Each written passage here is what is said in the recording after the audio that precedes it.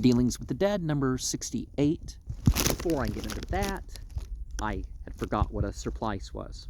And surplice is a tunic, a vesture for the torso, which is usually an extra garment worn, and that tends to be the thing only in females, but his issue was probably that he felt like it was a costume, right? And people, they see you in a robe when it's hot, they're like, oh, you're getting too religious or some weird thing like that, right? But when it gets cold and, you wear something more for the climate, they're, the same person is glad as, oh, I'm glad you're not so fanatical anymore. And it's like, nothing has changed. In 1670, William Penn was for the third time committed to Newgate for preaching. His fines were paid by his father, who died this year, entirely reconciled to his son, and upon his bed of death pronounced these comforting words: Son, William, let nothing in this world tempt you to wrong your conscience. I charge you, do nothing against your conscience.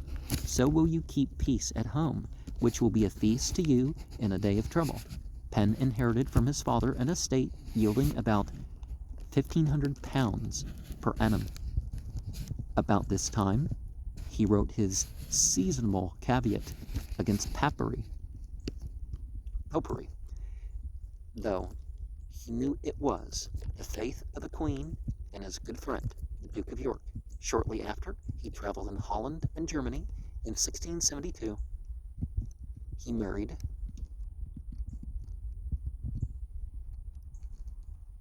Gulielma Maria Springet. In 1675, he held his famous dispute with Richard Baxter, and in 1677, he again visited the continent in company with George Cox and Robert Burleigh, constantly preaching and writing and importuning in behalf of his despised and oppressed brethren. About this period, and soon after his return to England, we find him petitioning Parliament in their behalf. Twice he was permitted to address the committee of the House of Commons upon this subject. Whoever coveted the honor of being the creditor of royalty found a willing customer in Charles II. In 1681, that monarch, in consideration of £16,000 due from him, the estate of Admiral Penn, conveyed to William the district now called Pennsylvania. He himself would have given it the name of Sylvania, but the king insisted on prefixing the name of the grantee. Full powers of legislation and government were bestowed upon the proprietor. The only limitation was a power reserved to the Privy Council to rescind his laws within 6 months after they were laid before that body. The charter bears date March 4th, 1681. He first designated to call his domain New Wales, and nothing saved the Philadelphians from being Welshmen, but an objection from the Under-Secretary of State, who was himself a Welshman, and was offended at the Quaker's presumption. He encouraged immigrants, judiciously selected, to embark for the province, and followed himself with about 800 Quakers in September 1682. His arrival in England, his beneficent administration, and the whole story of his negotiation with the Indians, the Native Americans, are full of interest and overflowing. It is a long story withal, too long altogether for our narrow boundaries. I have indicated the sources of information, and this is all my limits will allow. After 2 years, he returned to England and became a greater favorite than ever with James II, was calumniated, of course, pursued by the unholy alliance of churchmen and secretaries and apostate Quakers, grossly insulted, chastened but not killed, and finally deprived of his government, justice at length prevailed. Penn's rights were restored by William III. Having lost his wife and son, he went again upon his travels, and again married. In 1699 he returned to Pennsylvania and remained there for the term of 2 years. He then went home to England, and after continuing to employ his tongue and his pen as freely as ever, for several years he died. July 30th, 1718, at the age of 72 years, at Jordan, near Beaconsfield, in Buckinghamshire. Such is the mere skeleton of this good man's life, and it is my purpose to flesh it up with some few of those highly interesting and well authenticated incidents which may be found on the pages of trustworthy writers. I do not believe that the pen of any past, present, or future historian or biographer, however masterly the hand that holds it, however bitter and pungent the gall of bigotry or political venom in which it may dipped, will ever be able, very grievously or lastingly, to soil the character of William Penn. The world's opinion has settled down upon firm convictions. If new facts can be produced, then indeed a writer may justly move for a reconsideration of the public sentiment. But Mr. Macaulay does not present a single fact in relation to William Penn not known before. He gives a construction of his own, so manifestly tinctured with ill nature as at once to excite the suspicion of his reader. I wear a narrow brim and have buttons behind. I am no Quaker, and indeed have a quarrel with them all, chiefly grammatical, though I esteem and respect the principles of that moral and religious people. But I simply describe the impulse of my own heart when I say that Mr. Macaulay's ill-natured treatment of William Penn painfully disturbed my confidence in his impartiality, and constrained me to read, mark, learn, and inwardly digest the highly seasoned provant which he has furnished, cum grano salis, and with great care not to swallow the flumery.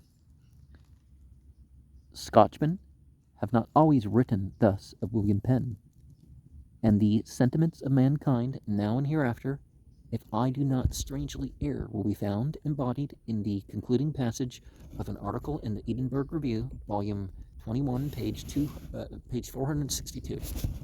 We shall not stop to examine what dregs of ambition or what hankerings after worldly prosperity may have mixed themselves with the pious and philanthropic principles that were undoubtedly his chief guides in forming that great settlement which still bears his name and profits by his example.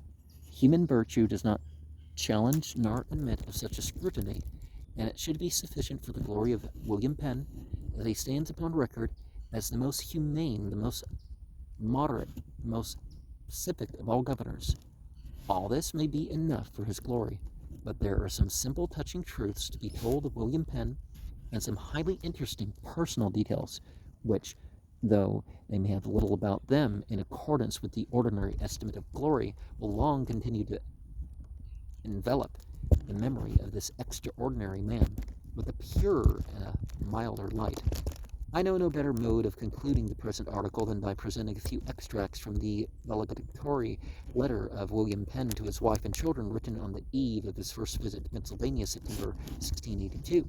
If the saints write such admirable love letters, it would greatly benefit the sinners and men of this world to follow the example and surpass it if they can. And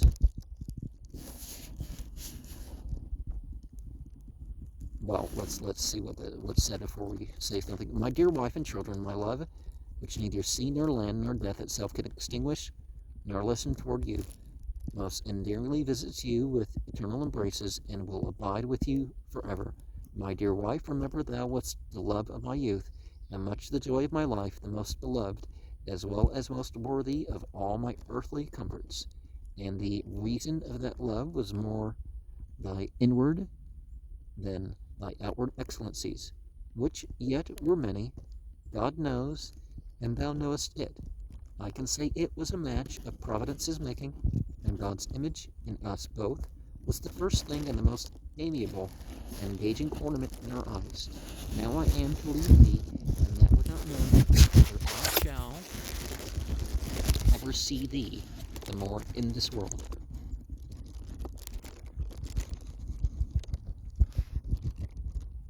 Take my counsel in thy bosom, and let it dwell with thee in thy stead while thou livest. And yeah, the confusion between love letters and, like that, and other things that are labeled as love letters has resulted in different roles with institutions and stuff like this, because they're like, oh, I didn't get the letter from my wife, or somebody, their boyfriend, what they wrote them, couldn't receive it because of this sort of vulgarity with it, right? Which is actually different than the love letter. But here follows some domestic advice.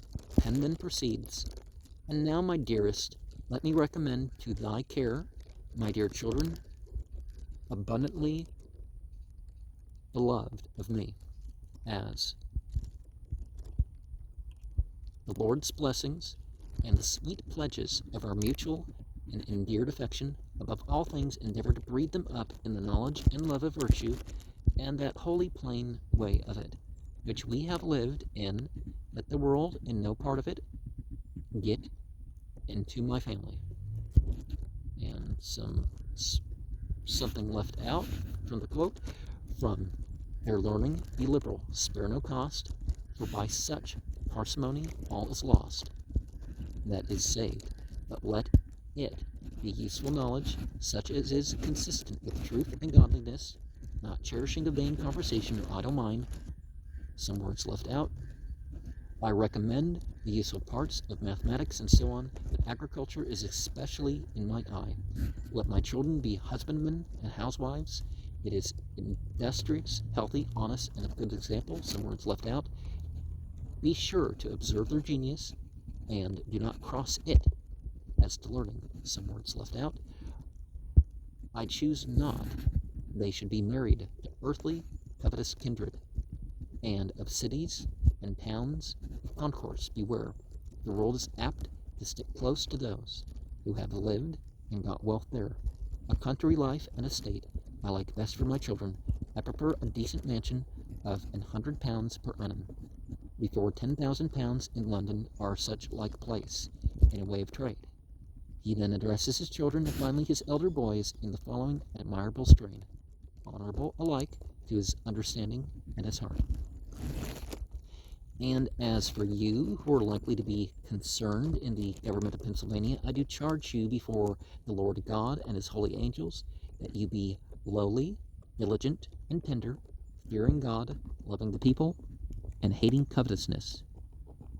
Let justice have its impartial course, and the law free passage, though to your loss protect no man against it, for you are not above the law, but the law above you. Live therefore the lives yourselves you would have the people live, and then you have the right and boldness to punish the transgressor. Keep upon the square, for God sees you.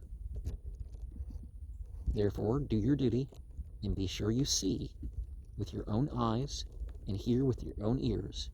Entertain no lurchers, cherish no informers, for gain or revenge, use no tricks, fly to no devices, to support or cover injustice, but let your heart be upright before the Lord, trusting in him above the contrivances of men, and none shall be able to hurt or supplant. The letter, from which I have made these few extracts, concludes, so farewell to my thrice dearly beloved wife and children, yours as God pleaseth, in that which no waters can quench, no time forget, nor distance wear away. It is truly pleasant to get behind the curtain of form and ceremony and look at these eminent men in their nightgowns and slippers, and listen to them thus, while talking to their wives. So many people make things too worldly in, their dying words, I hid some money behind such and such a book in the den, or whatever, that sort of thing. Or such and such thing in the den is worth more. It's actually worth something, or or I don't know why I'm saying it den. But you know what I mean. But here it's combined. So living that principle of life and all that